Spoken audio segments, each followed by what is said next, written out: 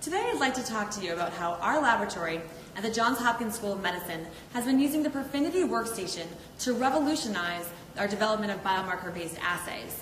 As part of my thesis work in Robert J. Cotter's laboratory, I was charged with the task of developing an emergency department-based mass spectrometric assay for diagnosing cardiac ischemia.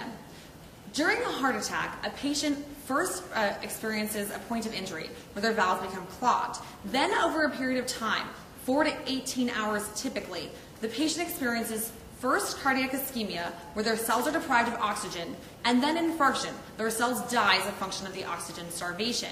Well, there's no question that a heart attack is a very serious medical condition. In fact, it's the #1 cause of death in most first world countries.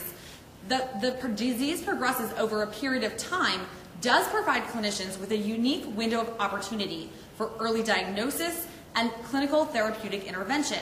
Therapeutic intervention at the earliest stages of cardiac ischemia are known to dramatically improve the patient's ability to recover from the heart attack. Unfortunately, however, the ability of a clinician to diagnose ischemia in the emergency department isn't very great. In fact, there's only one FDA-approved biomarker-based test, the Albumin Cobalt binding test, and it's far from ideal.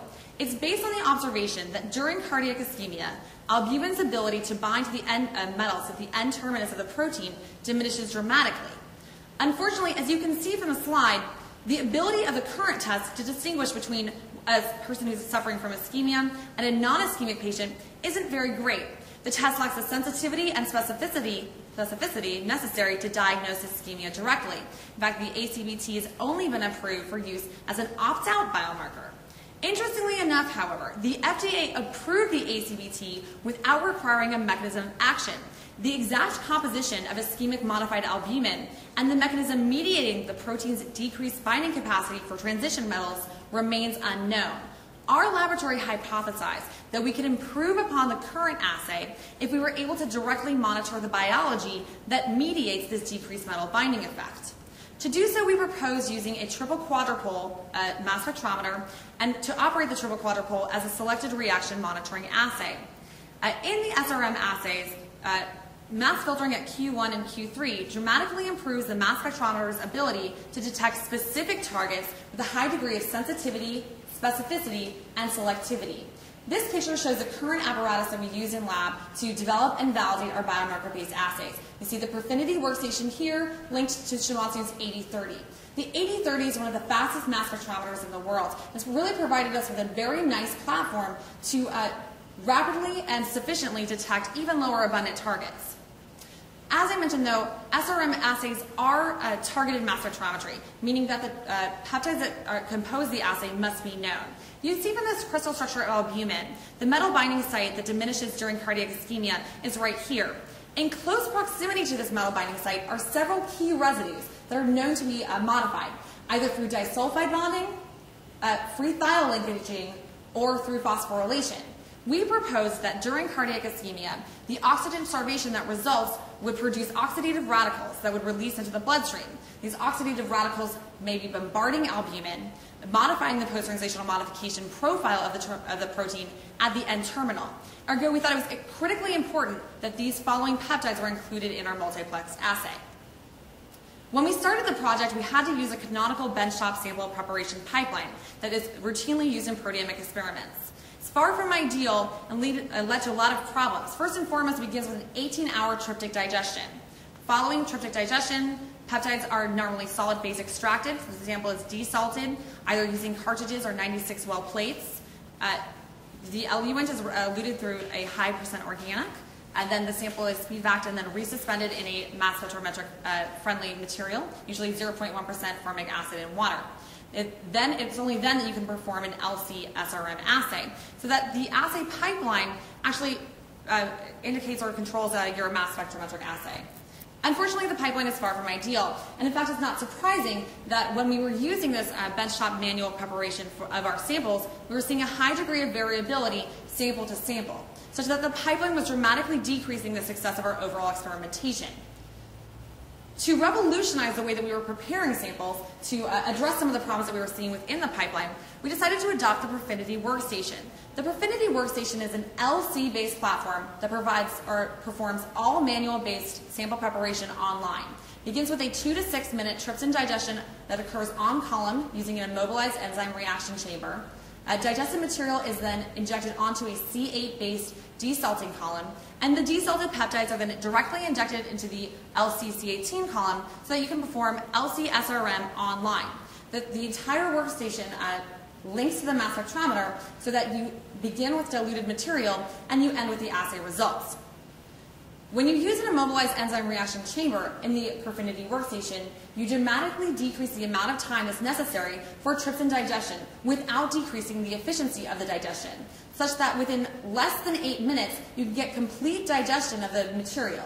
So as you can see from the slide, as we increase the amount of time we subject our material to the immobilized enzyme reaction chamber, we increase the amount of tryptic product that's produced while decreasing the amount of total whole protein that remains, so that in less than 8 minutes, we see almost complete digestion of the material. When we use the Perfinity Workstation in conjunction with our ischemic modified albumin PTM-SRM, we adopted the following workflow. Loading the sample within 1 minute, we performed a rapid digestion in under 6 minutes. Then our sample was desalted for 2 minutes using a C8 column, and then we separated our desalted digested peptides over a linear gradient that extended for 20 minutes. The total assay takes only 35 minutes start to finish. When you compare that with the amount of time it takes to prepare a single sample, the Benchtop manual strategy, the gain to throughput is quite dramatic. If the pie represents the total amount of time it takes to prepare a single sample, then the purple and blue slices represent the amount of time it takes with the Perfinity Workstation. As you can see, by linking the Perfinity with a mass spectrometric detector, you can dramatically increase the number of samples you can screen each day, providing significant gains to throughput. Significantly, or best of all, the tryptic digestion efficiency when you move on column is quite high. As you can see from the PowerPoint, when multiple different digestions are injected as a replicate analysis, we see a high degree of similarity in the digestion pattern that's detected. Additionally, when the UV vis is acquired following a clean run or a wash step, the amount of carryover we see run to run has effectively been eliminated, so that you can ensure that there's no remaining digested material in the column when you inject your next sample. When you use the Perfinity Workstation in conjunction with the assay that we built, we saw significant gains to reproducibility as well. Interestingly enough, this assay, or this data, when we use the Perfinity Workstation to detect phosphorylated peptides seen here, we saw significant gains to reproducibility as a function of our sample prep pipeline. These are non-consecutive acquisitions acquired over a period of 7 days, such that the consumables that were used to acquire the samples were changed to the middle. The consumables, trypsin column, desalt column, and all the buffers that were used to acquire the data on the left hand of the slide is actually different than was acquired on the right hand of the slide. For the first time, our consumables ensure efficiency. When compared to the manual benchtop pipeline, the gains in reproducibility are quite dramatic. These are the exact same samples prepared using a manual benchtop pipeline strategy and using the Perfinity Workstation. As you can see, you can go from the irreproducible data we see here to here by using the robotics only. What's nice about the Perfinity is that we see the same type of peak area reproducibility peptide to peptide, regardless of the relative abundance or potential modification of the peptide that we're monitoring for. As you can see from the slide, we see very abundant peptides here, lower abundant succinylated peptides here, phosphorylated peptides here, and here. And the peak area reproducibility, sample to sample, remains sufficiently high. In fact, when the Perfinity was used in conjunction with our assay to screen a pilot population of 15 male donors and 15 female donors in duplicate, we were impressed to see that our percent CVs were under 6% for every single peptide that was included within the assay. The FDA will not approve any clinical assay unless percent CV reproducibility is under 10%. This is the first time that we were able to see a proteomic-based mass spectrometric assay with clinical utility that had the percent reproducibility required by our regulatory agency. Interestingly enough, however, a pipeline is only defined, or the pipeline isn't constrained to the sample preparation and mass spectrometric assay. Any pipeline that's used in a proteomic experiment includes 3 steps: sample preparation, the mass spec detection, and data analysis. As we were able to rapidly improve the throughput capabilities of our sample preparation, we wanted to, with the use of the Perfinity Workstation and the scanning speed of our mass spectrometer by use of the Shimadzu 8030, we wanted to dramatically improve our computing power. So we were linked up with a company called Integrated Analysis Incorporated to build our data solutions onto the cloud. Interestingly enough, when we adopted this integrated pipeline with the Perfinity, the mass spectrometer, and our database solution, we were able to use our assay to validate the potential targets that we'd included by adopting a surgical linear model that mimics acute ischemic heart disease.